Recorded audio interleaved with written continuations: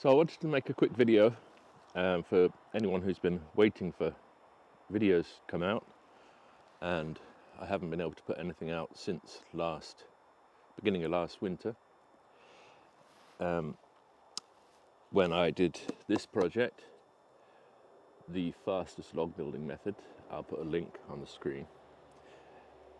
Now, the plan was I would build this, get this finished in spring and summer of this year, 2023. And I'd also teased the idea of another project, which was to build an underground bunker. I'll get back to that in a minute. Now, unfortunately, late February, early March, I broke my arm, damaged my wrist and elbow, and so I couldn't do any log building at that point.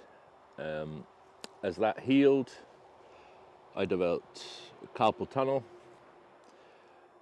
and as I wasn't using this hand at all for a long time, I got carpal tunnel in this hand as well. Now this hand has been operated on about a month and a half ago, and I'm getting back to work now.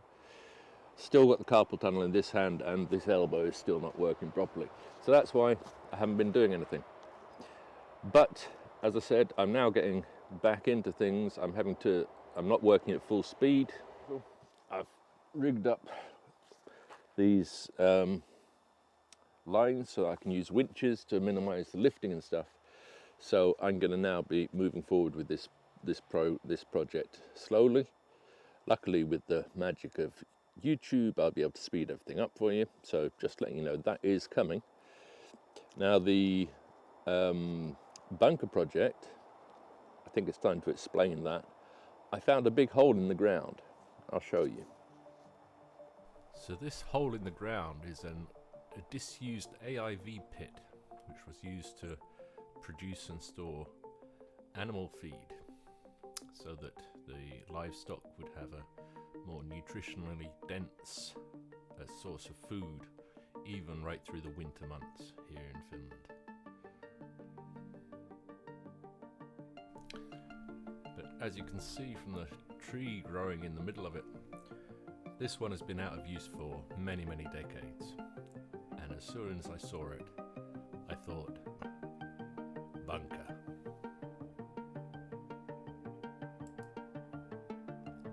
Now it's a bit remote. It's positioned in a secluded spot between two fields. There's no road going to it. So that's one of the first things I'm going to have to address.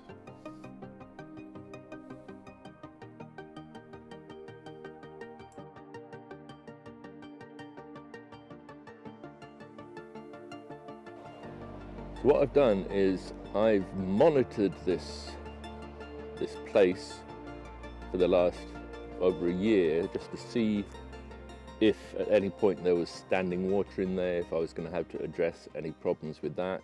I watched it over the winter as it filled up with snow and then it melted, and at no point has there been any water in the bottom of this, which is great news. I don't have to worry about that at all.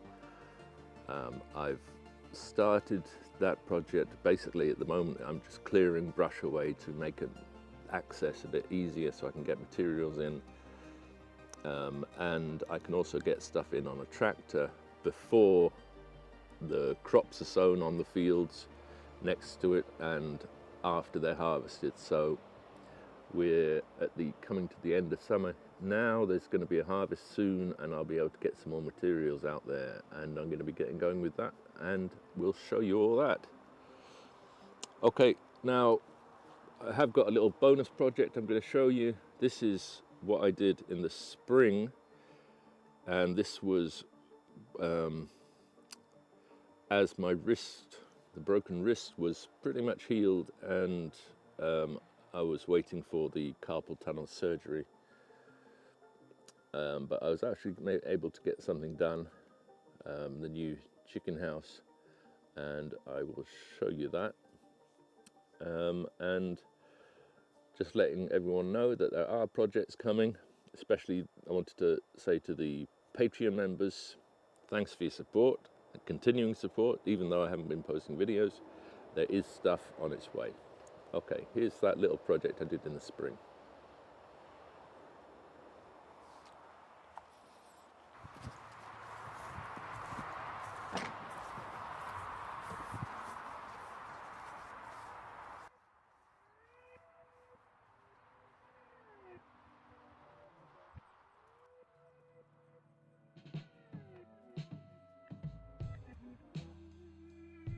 So the green bus that you see on the left-hand side of the screen here, that's the old chicken coop, and it's been great, but it came with one big problem.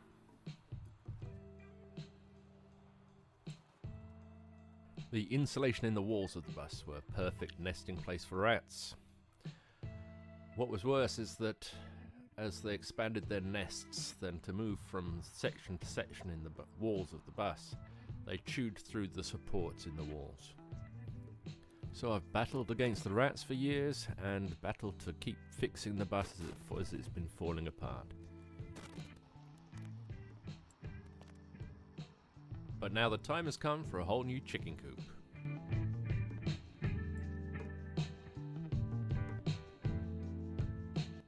So as far as possible, I'm going to be putting this together out of all recycled and reclaimed materials. For instance, this metal sheeting that I'm using to put down on top of the floor is the perimeter of a little garden swimming pool that I got out of a rubbish skip. Last year I used it for keeping rabbits off of my spinach. Why metal on the floor? Well, one of my prime directives in building this new coop is that it's going to be 100% rat proof.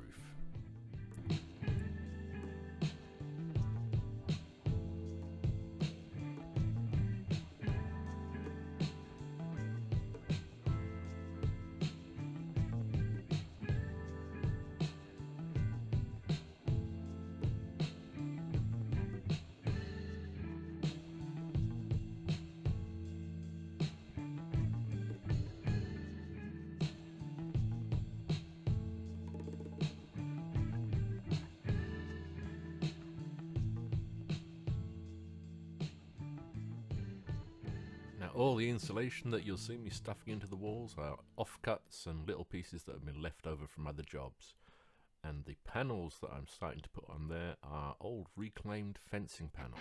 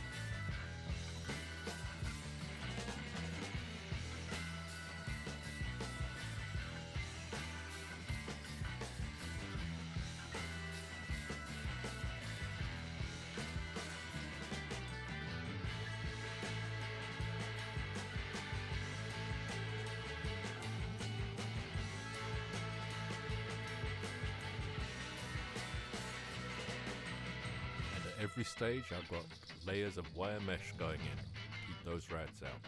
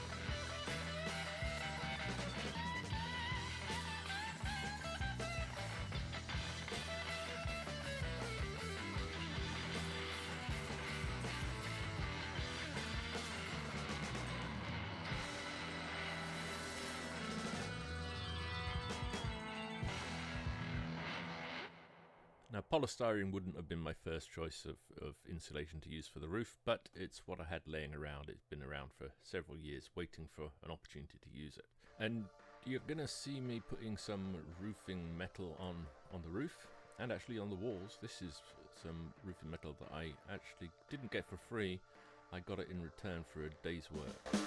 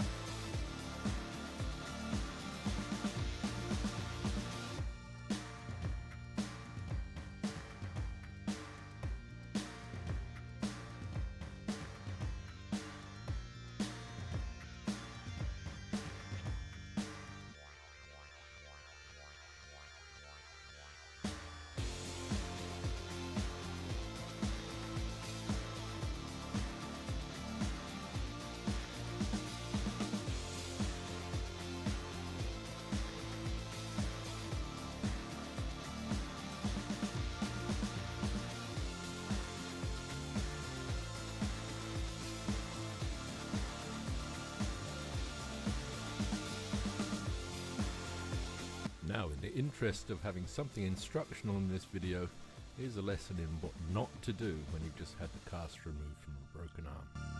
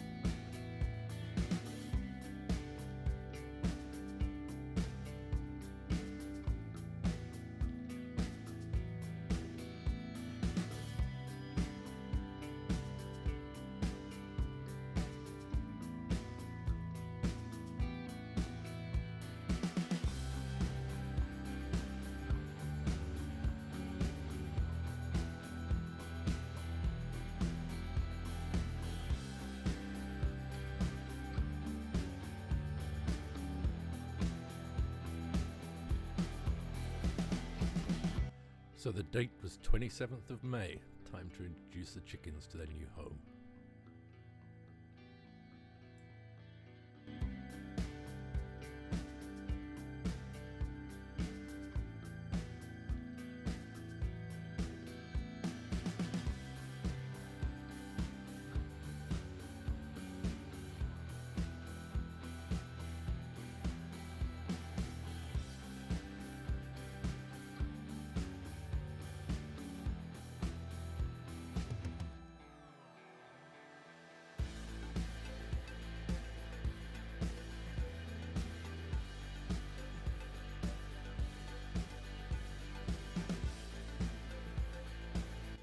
Now, because of ridiculously restrictive bird flu regulations here, the 1st of June is the first date that you can actually let chickens out to roam free.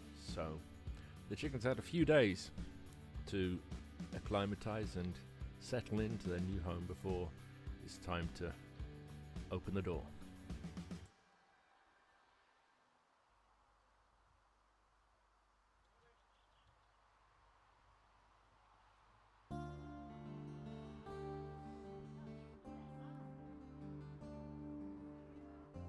So job done.